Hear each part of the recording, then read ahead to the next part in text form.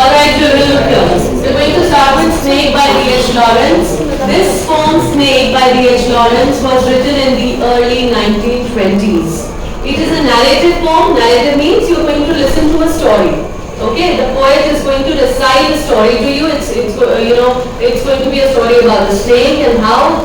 I mean, whenever you look at snakes, what is the first feeling that you get? Can anyone tell me? Fear. Do you get the feeling of them being beautiful, enigmatic, mysterious? Does it ever feel so? No. How do you feel? How do you feel? Yes. Dangerous? Does it not make you feel disgusted? I mean, the sheer appearance of a reptile makes you feel Scared and it makes you feel ill. You know, you just want to shirk from their company. And you would obviously be scared of them as well. They can never ever be considered to be majestic in nature, grand and splendid in nature. Never at all. Now, do you know the story about Adam and Eve and the snake? How many of you are aware of that biblical story? Nobody? Adam and Eve, the forbidden apple, the forbidden fruit. Eve was bitten by the snake. No, that's weird. Okay, I'll tell you the story of Garden of Eden. In the beginning, what used to happen was that there was nothing like earth. There was only one thing, that was the Garden of Eden, right? And that was referred to as paradise. So God had created paradise, and apparently Adam and Eve were the only ones who used to be there in the Garden of Eden. They used to keep each other company, and they were loyal friends to each other. They were mates, they were soulmates, they were companions to each other for life. But God had forbidden them to do one thing. They were allowed to do everything they wanted to. They were allowed to exploit all the luxuries of that Garden of Eden, which was given to them as a gift by God. But God had forbidden them to touch one thing, and that was the forbidden fruit. That forbidden fruit was apparently an apple. So they had, God had asked them not to go close to that tree which had borne all the apples. So if you're going to go close to it, you're going to defy me. And if you're going to defy me, then things are going to Yes, they're going to turn upside down for you. They're going to turn ori for you. Right? So now you have to understand that one day what happened was Satan. Are you aware of Satan? You've heard of Satan? Satan was an angel. He was an angel. And later on what happened was, he thought that he's the closest to God. He used to think that he's the one who is going to be the successor of God. Right? He's going to succeed and he's going to take all the luxuries. He's going to be benefiting from all the luxuries that God has actually given to Adam. He never thought that Adam is going to be God's son and that he's going to take away all the privileges that he was supposed to be getting. So what happened was he became so revengeful because he never thought that Adam would come into the picture all of a sudden and God would take away the rightful privileges from him. So he waged a war against God, as a result of which he was thrown out of paradise. So he became a fallen angel. He became a fallen angel. Then he became furious. He became so furious, he became so rigid with his opinion that he created his own empire. He created his own empire in the hell. And that hellish empire was referred to as Pandemonium. What was it referred to as? Pandemonium. And there he used to sulk because all his beautiful white feathers, he was an angel and he used to glow in that whiteness, right? All his beautiful, you can say, enigmatic personality, those beautiful feathers that he was surrounded with, they got burnt away in the fire. And he would sulk every moment. He would sulk in the fire of revenge. And he would want to do something that would make God realize his mistake. Imagine you're making God realize his mistake. Can you do that? He's the one who has created you. And if you're doing something of the same sort with God, God knows how to bring you back to your path. Right? So when he decided on this thing, obviously, he had insidious intentions. His intentions were not pure. They were sinister, absolutely sinister. So what he did was, he thought that I'm going to convert myself in the form of I'm going to disguise myself as a snake and I will enter the Garden of Eden. I'm going to enter the Garden of Eden. Because as much as he was not allowed to enter the Garden of Eden, but all the creatures, all the animals, all the beautiful elements of nature were a part of the Garden of Eden. So he thought that he's going to enter the Garden of Eden as a snake and he's going to do something to captivate the fairer sex. Who is the fairer sex? Eve. Apparently, as traditions have told us, women are supposed to be the weaker sex because they are emotionally vulnerable. Not because they are physically vulnerable, but they are emotionally vulnerable and they can be duped into believing what you will tell them. So that is why he targeted Eve to take his revenge on God. Now what he did was he entered the Garden of Eden in the form of a snake, and that particular day, I mean it's a big story written by John Milton, and if you want to read it, you can go and check that out, right? So he enters the Garden of Eden and what we see is that on that particular day, Eve is alone. Right? She doesn't want to go with Adam outside and she doesn't want to take care of things. She says that I'm going to take it independently. So let me be alone, you do your stuff and I'll do my work, and in the evening we are going to meet and do our work together. Okay? How we are going to take care of things together. But right now I just want to be independent. Now this is also planned. Eve never thought of being alone purposely, but it just happened on that particular day when Satan had to enter. Satan in the disguise of snake had to enter the Garden of Eden. She's working alone in the fields and she's just enjoying and reveling. Sometimes you just want some me time, no? So she's just enjoying that moment, those little moments when she's all by herself and she's doing whatever she wants to. Right? So when she's doing it, what happens is, she suddenly catches the sight of the snake. Who's that snake? It's Satan in the form of a snake. And he starts to speak to her. He starts to speak to her. Now imagine, can you ever imagine a snake speaking to you in a human tongue? Won't you find it mysterious? Won't you find it absolutely, strange? It will be questionable because it's against the law of nature.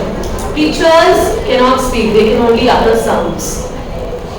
They are devoid of the power of speech, and this power is only limited to human beings. And she was able to see that the snake could speak. How could the snake speak? So the snake said, I know you are baffled at my speech. I know you are amazed. I know you want to know why and how I can speak. But just imagine, if I, being a snake, can speak so well, in a tongue that is endowed only to human beings, what is going to happen if I tell you the secret? What is going to happen to you?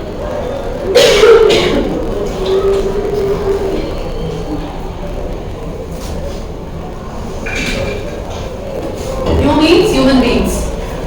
What is going to happen to human beings if they do what I have done to be able to become so powerful and to be so ahead of times? Right?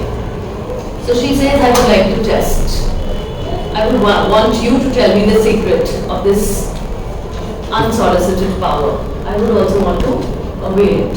So he says, for this you will have to do what I've asked you to do. You will have to go and eat that forbidden fruit from the Garden of Eden. To which she says, oh my God, I can't do that. God has forbidden me to go near that particular tree and I can't do that. If I'm going to do it, I will be fallen, I will be punished, I will be penalized by God, and I don't want that. I am absolutely loyal to my God. He has given me the biggest luxuries of life. He has given me the biggest joy in the form of Adam in my life, and I can't betray his trust. But still, he tries to convince her. He pollutes her mind, he deviates her attention, and he makes her feel lured.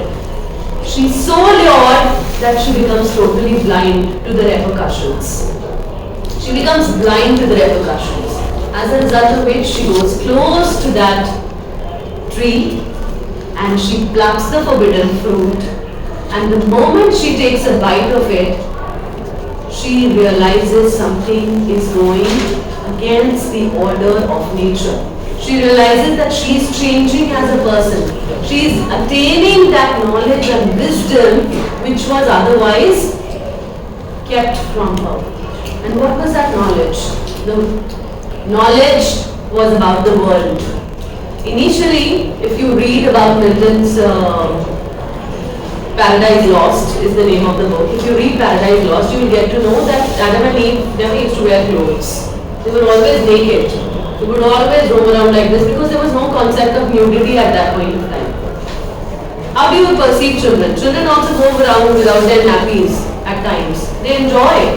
They can be, bathed by their mothers and they will not feel any sense of shame. It's we people who insert those particular morality issues in their minds. We are the ones who tell them that, okay, if you're not going to clothe yourself, you're going to be called nude. So people are going to shame you. We are the ones who are inserting that knowledge in their mind. We are the ones who are injecting the social roles that they are supposed to play. Right? We are the ones who are carving these personalities out of them.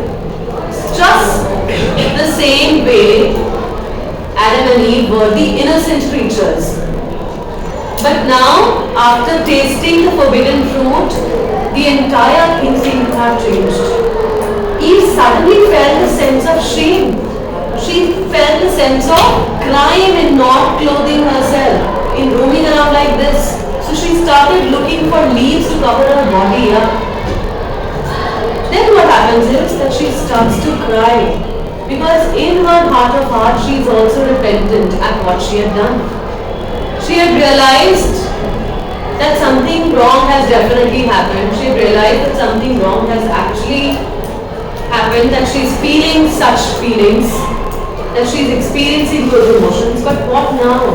Will she be able to go back to Adam, or will she be penalized alone? Will she be thrown out of Eden? Will she have to face the fury of God? What will happen at this point in time? Suddenly Adam comes into the picture and he finds it very strange that Eve is clothed in leaves. Why is she wearing such a garb? She's never been seen like that. So Adam is like, what is it? She starts to cry. She says that I've done this, I don't know what to do now. I'm going to be snatched away from you. I'm going to be drifted. You're going to be drifting our ways now. I'm going to be penalized by God. I've done something that I was forbidden to do. What do I do now? To which Adam says, I'm not going to let you be alone. We were there together forever as companions, and I'm going to be with you as companion for life. Even if you're going to be chucked out of this particular place, even if God is going to throw you out in fury or in wrath or in anger, I'm going to be your companion. What you did, I'm going to partake in that sin. So what he does is, he also eats the forbidden fruit. And both of them suddenly experience a huge change in their personalities. They suddenly begin to feel that they were completely different beings from what they are in the present. For more details, you can go and read Paradise Lost. This is the best I could give you. So this is the biblical reference to the snake. That snake was the vicious creature. Right? What happens towards the end was that God gets to know, he becomes extremely angry and he curses the creatures he curses his own creatures. He curses his own children. And what does he say? He says that I never wanted you to do this. But since you've gone against it, since you have, since it's an act of disobedience, I'm going to punish you. And what is the punishment that, according to Bible, men and women received, or their entire clan received? It was that man is going to earn by the sweat of his brow. He will have to do a lot of hardships to be able to earn a living for himself, to earn bread for himself. And women will have to bear the pangs of labor pain. And since then, this tradition is going on. So Satan had his way. In the guise of snake, he was able to dupe the creatures. He was able to take his revenge. This is what you have to remember. Adam and Eve story from Paradise Lost as given by John Milton. Right? And I gave you that specific allusion to snake as Satan. So it was always supposed to have negative connotations. We have always, seen snake as a hideous creature, as a hideous reptile, as a reptile that is only supposed to be detested, only supposed to be shown a lot of negativity towards. We can never think of it as majestic, right? We can never imagine a snake to be lovely, beautiful, enchanting. But here, what has D.H. Lawrence tried to do? He has tried to present a majestic and charismatic imagery of snake. Wants you to understand that snake could also be equally enthralling by the way they conduct themselves, by the way they are coming forward. So we'll start with the poem today. A snake came to my water trough on a hot day, and I in pajamas for the heat to drink there. What is a trough? A snake came to my water trough. What is a trough? This is a trough. Can you see? This is the place where animals or birds come to drink water during summer season. And you have to understand that it's a hot summer day. That means it's extremely hot, it's sweltering, and there is no place for these creatures to go and to come outside and feed onto the water that is kept for them. So a snake comes to his water trough. Probably there is a trough that he has created right outside in his veranda, or probably there somewhere outside his house in the vicinity, and there the snake has come to sip water from the water trough. On a hot day, and I in pajamas for the heat because it was too hot. The poet can be seen wearing pajamas. He's wearing his casual clothes because he's at home, and he's also there, and suddenly he notices that there is a snake over there. Right? He had gone there to get water for himself because there is a tap, and right under it we see a trough. There he notices the snake who is also sipping from the trough. Is it clear till here? Yes? Yes. Are we good to go further? In the deep, strange-scented shade of the great dark carrot tree, I came down the steps with my pitcher and must stand and wait, for there he was at the trough before me. In the deep-scented, strange-scented shade of the great dark carrot tree. What does it mean? In the deep, strange-scented shade. What is the shade? We're talking about a tree that is right above the water trough. And which tree is it? It's a dark carrot tree. It is emanating a strange scent. There are certain flowers that emanate certain smells.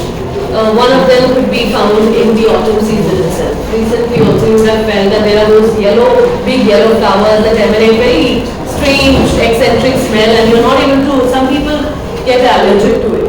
Right? That smell is pungent to them. They get allergy.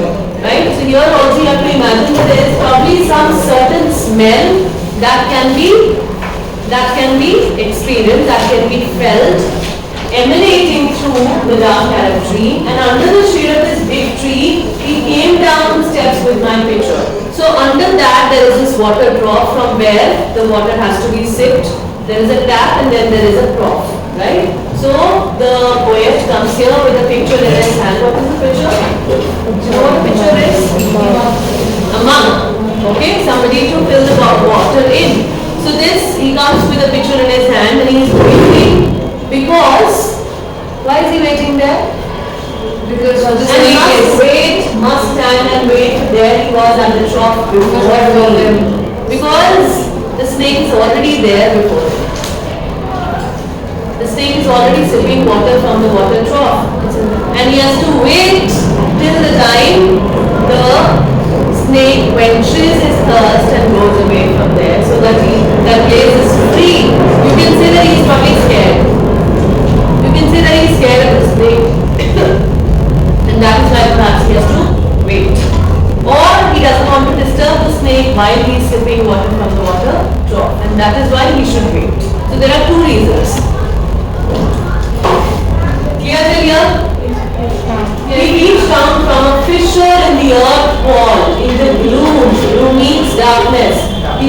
down. We have personified snake here. I mean, we are using human adjectives for him. He is already living, so we cannot personify him. So you can say that he reached down from a fissure. Fissure is a crack. It's a crack in the wall. And these lizards or these kind of reptiles usually pop out during the season from the fissures, right? So this has, what has he done? He has come down, he has reached down from the earth wall in the globe, probably in the dark places. You would have seen them in dark places only. In winters you barely get to see any lizards because they go in there hiding, right? But in summers they are all out in open. So this reptile is also out in open, and he would have probably come out from one of the dark fissures of the earth wall. Here? And trailed his yellow-brown slackness soft belly down over the edge of the stone trough. How does the body of a snake look? It has a soft belly. I would like to show you how a snake looks so that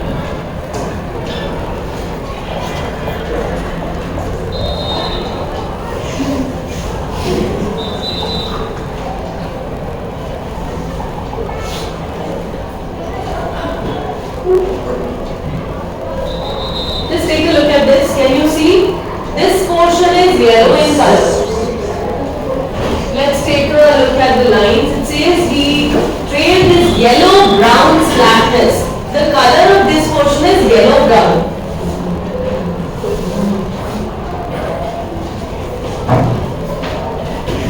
Let's take a look at it.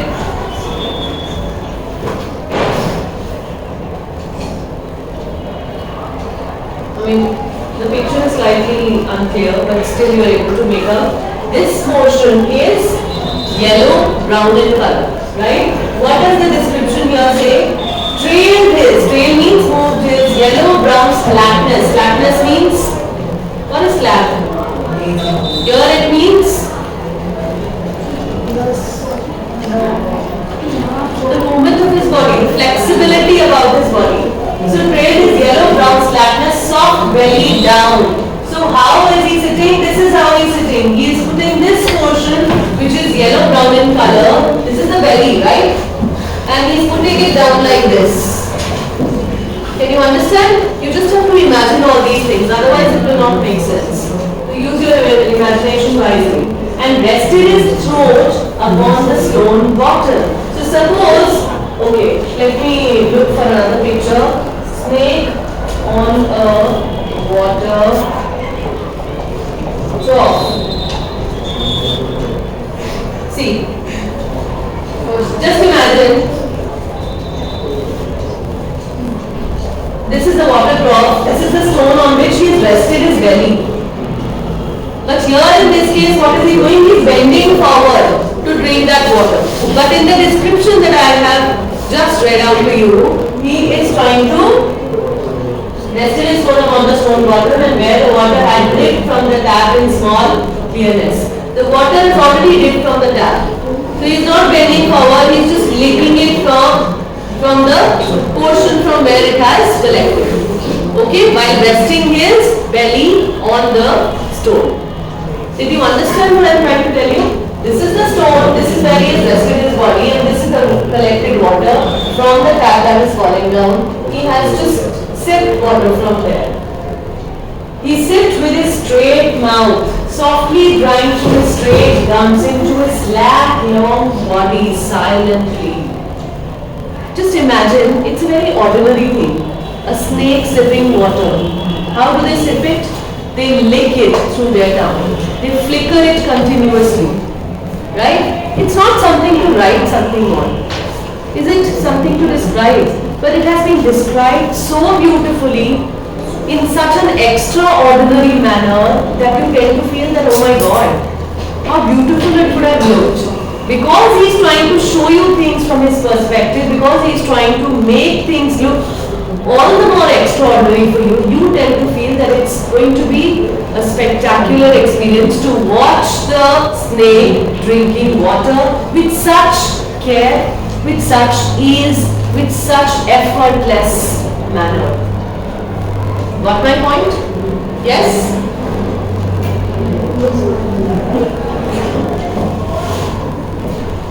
Someone was before me at my water trough, and I, like a second comer, waiting. So he's letting his readers know that I was the one who owned this place. I was the one who had to be here. I was the one who has to be here at any point of time. I can get water from my own home at any point of time, but I was waiting like a second comer because there was a guest. There was a guest at my home and he was trying to drink water.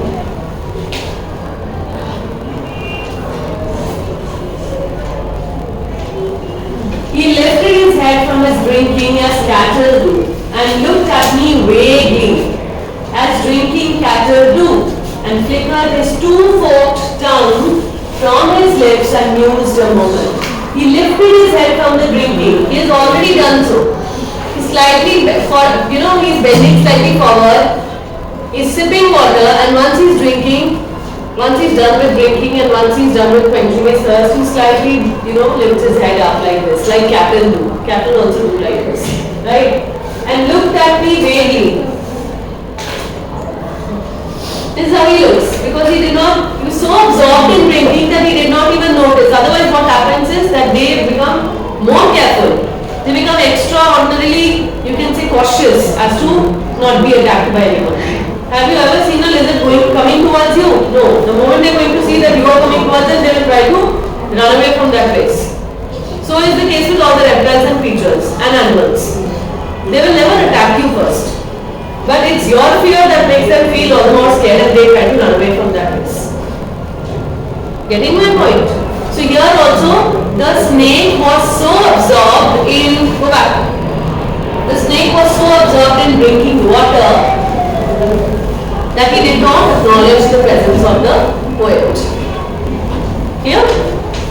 So that is why he looks at the poet vaguely and flickered his two-forked tongue from his lips and mused a moment. So for a moment he thinks to himself, oh, who has come? And stooped and drank a little more. So he again bends down, drinks a little more, being earth brown, earth golden from the burning bowels of the earth. Such is the beautiful color of the skin, the texture we are talking about. It's brown, golden brown, earthen brown. That means it originates right from the bowels of the earth. Clear? On the day of the Sicilian July with Etna smoking, the voice of my education said to me, he must be killed. What is the first thing that you're going to do when you're going to see a snake or a reptile like this? Run away. What you will feel scared. And there is a possibility that you may feel that it may attack you. Or it may be dangerous for others. You will not run away from that place. You will try to look for something to hit it with. Otherwise, it may just bite anyone and go away. You will try to kill the danger before the danger kills you. Yes or no? So here also the voice of my education. Suddenly this thought comes into his mind, the voice of education. Why do we call it the voice of education? Because he has a mind who is talking. Mind who is doing the talking. The mind is always the logical one, the rational one. So the voice of education says to him, he must be killed. For in Sicily, the black snakes are innocent, the gold are venomous. It's the gold snake. It's earthen brown, earthen golden in color, so it's a venomous snake. It's poisonous. It could be detrimental. It could be lethal for you. It could be deadly for you. And if it's not going to be killed at this point of time, he may become the cause of your death. And if you want to avoid this situation, if you want to keep it okay, you'll have to do something about it. And what is that something? To kill it. To kill the cause of your killing. Clear till here? Voices in me said, if you were a man, you would take a stake and break him now and finish him off. If you were a man, look at this, children. These are the kind of voices that become a part of our personality over the period of time. We are the ones who are not gendered in any way when we are born. We're just born with a body, with different genitals. But when we are talking about these things, what should a man be doing? And if you want to call yourself a man, you should be this, you should be that, you should have these kind of qualities. You should be muscular, you should be brave, you should be passionate, you should be hardworking. If you are a woman, you should be meek, you should be soft, you should be gentle, you should be caring. We always associate these kind of epithets with genders, with different sexes in our society. And accordingly we designate roles. So here, if you are a man, that means if you have to prove yourself as strong and valorous as a man, you should take a stick and kill him. This is what you should be doing. Alright, we continue from the point we had stopped yesterday. And voices in me said if you were a man, you would take a stick and break him down and finish him off. If you remember, I had told you how we are brought up in society as male and female. If you were born as a male, then your responsibilities and your duties towards your family and society and to yourself are going to be absolutely different from that of females, right? We are never born with a gender. We are always gendered by our conditioning. Are you understanding? So you're never born as a woman or a man. The way you are brought up, the way your conditioning happens, the way you are nurtured, the way you are brought up, the way knowledge is imparted to you and the way you are designed by your family, that is how you become a man or a woman. So here, keeping that knowledge, keeping that education, keeping that conditioning in mind, what has been told, he has been, he's getting to hear this voice from inside and he says that if you were a man, if you have to prove yourself man enough, right, then you should be able to take a stick and you should bravely kill this off. You should be able to bravely kill this snake off. Because if you won't be able to do so, you won't be man enough. And if you want to be manly, if you want people to call you brave, strong, valorous, then you will have to ensure that you kill the snake. Clear till here? Are we good to go further? Yes. But must I confess how I liked him? How glad I was he had to come like a guest in choir to drink and eat. But must I confess how I liked him? How glad I was he had come like a guest in choir to drink at my water trough and depart peaceful, pacified and thankless into the burning bowels of this earth. Now these lines are very interesting. You have to go back to the same story about Satan, about Adam and Eve that I talked about. Right? He says, must I confess how I liked him? Reptiles are not supposed to be liked. Reptiles don't carry that vibe around themselves. Right? But still, just like Eve, he also tends to get attracted towards it. Attracted by the aura, attracted by the way it is conducting itself, attracted by the way it is coming out so nicely. It looks so seductive in nature, right? You have to understand that. And he cannot, if somebody says that we don't like this thing, it's normal to know that people will not like these kind of features. But if somebody likes them, then what is going to happen? You will feel as if they are abnormal or they are doing something unconventional, right?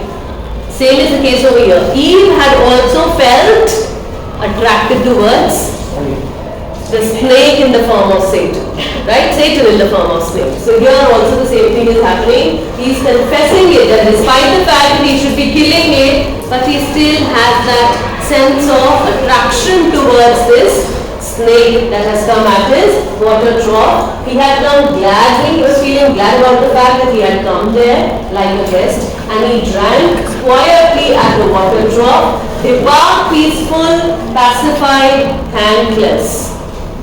What is he doing? He is departing from there. He has had his fill. He had come here only to drink water. He has had his fill and now he is departing from there. He is going away from there very, very peacefully, very happily and very satisfactorily. He is happy, he is content at the fact that nobody disturbed him while he was sipping water from the water trough into the burning bowels of this earth. Whichever fissure of the earth he had come from, whichever crack he had just creeped out from, he is going back into that crack. Alright? Was it cowardice that I dared not kill him? Was it perversity that I longed to talk to him? Was it humility to feel so honored? felt so honored. So these are the kind of questions, these are the kind of, this is a dilemma that he finds himself in. There is a sort of predicament that he finds himself in. It's like he doesn't know whether it was cowardice on his part. What is cowardice? What is cowardice? Scared. When you're scared about things, right? So, was it that he was scared of the snake, that he did not bother to disturb him? Or was it perversity that I long to talk to him? Liking something which is unliked by everyone, so liking something which is disliked and repulsed by everyone, is it perversity? What is perversity? It has sexual connotations, corruption. You liking something that is not generally liked. Why is it that he's liking, that he's falling for this beautiful, splendid, magnetic personality of the snake? Why is it that is happening with him? Is it abnormal? Should he be confessing it out to the public? Should he be letting everyone know? Will he not go against the norms of the society if he does so? Because generally these things are shooed away. Right? But he says, was it humility to feel so honored? I felt so honored. He confesses the fact that he had a deep liking, deep attraction for the snake. Clear to all of you? Yes? Yes. And yet, those voices, if you were not afraid, you would kill him.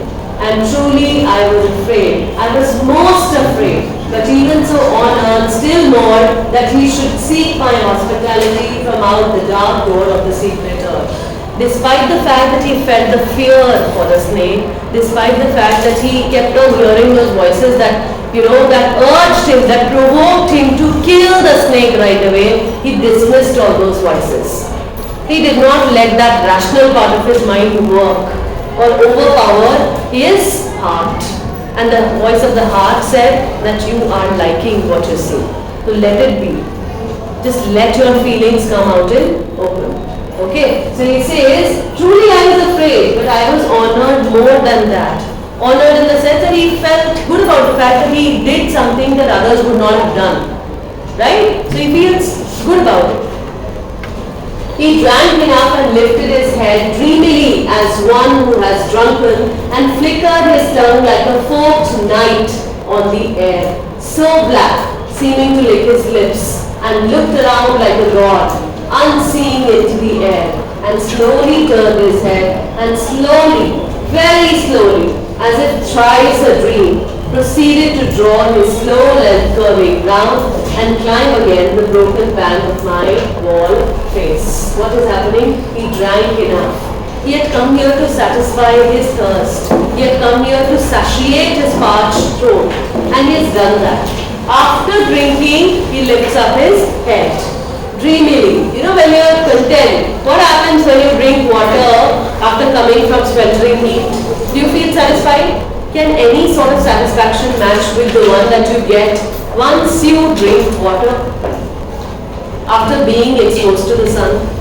No satisfaction can match it. You just feel, it makes you feel amazing, right? So that is what he also feels, as if one who is drunken. He was completely caroused.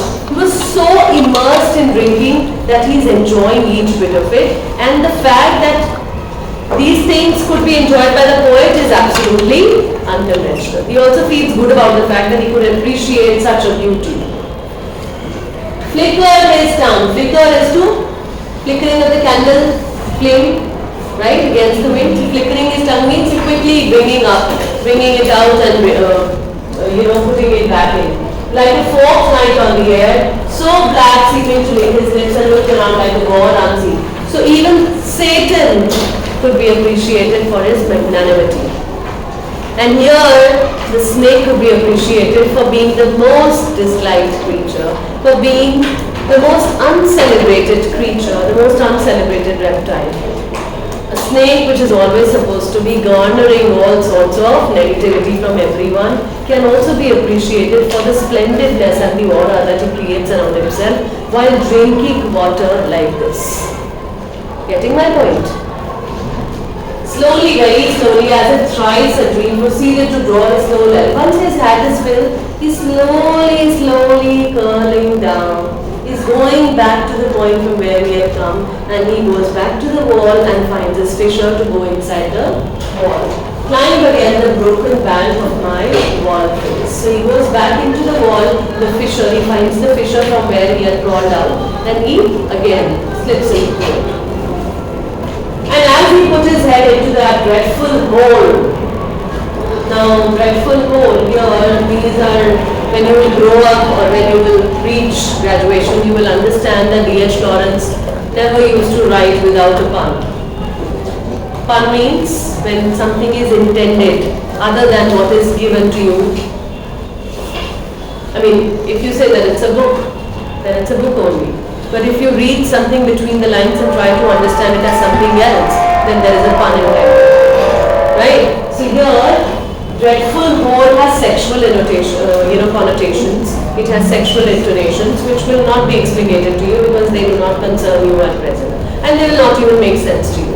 Right? So he says when he goes back into that hole as he slowly drew up, snake easing his shoulders and entered farther. Farther means away. A sort of horror, a sort of protest against his withdrawing into that horrid black hole, deliberately going into the blackness and slowly drawing himself after. Overcame me now, his back was turned. So he doesn't want the snake to go away, but still the snake is going back to the place from where he had come. Right? He again wants to go back to the same place, and against his wish, all this is happening. He doesn't want the snake to go away. He doesn't want the snake to go back to the place from where he had come. But still, against his wish, he has to accept the fact that he had, facilitated a stranger, a guest.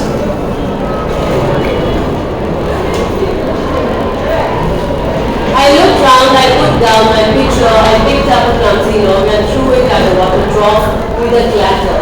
So he picks up the clumsy log, the log that he had decided to throw on the snake, but he did not do so. He allowed him to drink water. So what does he do? He picks it up and he throws it on the snake. Throws it at the water trough with a clatter. He throws it at the water trough. Okay, I'm done. I'm not going to do it. I think I did not hit him, but suddenly that part of him that was left behind convulsed in an undignified haste. He doesn't know what is happening. He can see that the snake has already turned his back towards him and he is going back into the hole from where he had come out. So only that part of his body was left. The rear end of his body was left. And when he throws that particular log down, that part seems to convulse. Convulses, shake hastily. Right? What happens when you hit a lizard? They also tend to leave that particular part of their body and they just run away because this is a very natural way. They just cut that particular portion out and they run away. So same is the case with the snake here. Although it does not leave that particular part, but it starts to hastily convulse and go away from that place. Okay, it starts to shake. That means that part of the body was hit.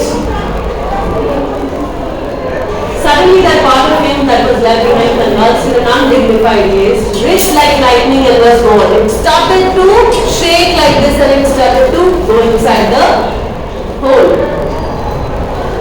Into the black hole, the earth-lipped fissure in the wall front, at which in the intense still moon I stared with fascination. He is completely in awe of the way that particular portion had started to convulse and how it is going into that earth-shaped fissure. Fissure is that crack, how it goes inside that crack. And immediately I regretted it. I thought how vulgar, what a mean act. I despise myself and voices my first human education. He does not understand that why did he choose to hit him, despite the fact that he liked him, despite the fact that he was enjoying the entire scene. Then why did he get overpowered by the voice of education and why did he choose to throw the clumsy log at him? He could have let it go. But why is it that he decided all of a sudden towards the end that he's going to throw that log and shoot him? He could have done it otherwise too. He could have continued to watch the scene. Why did he do so? So he begins to hate himself. He despises himself for doing what he did. For he seemed like one of the albatross and I wished he would come back, my slave. Who is the albatross? Messenger of God. sailors had called him in God's name. They had hailed him in God's name. Remember?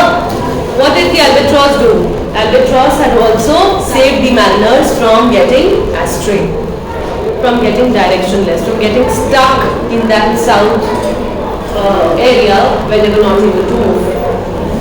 So it was hailed in the name of God, but still mariners had shot him dead because his arrival accidentally coincided with their being in the South Pole. So they thought that probably it's because of this albatross that they got stuck. Now he also feels as if he is like the mariner.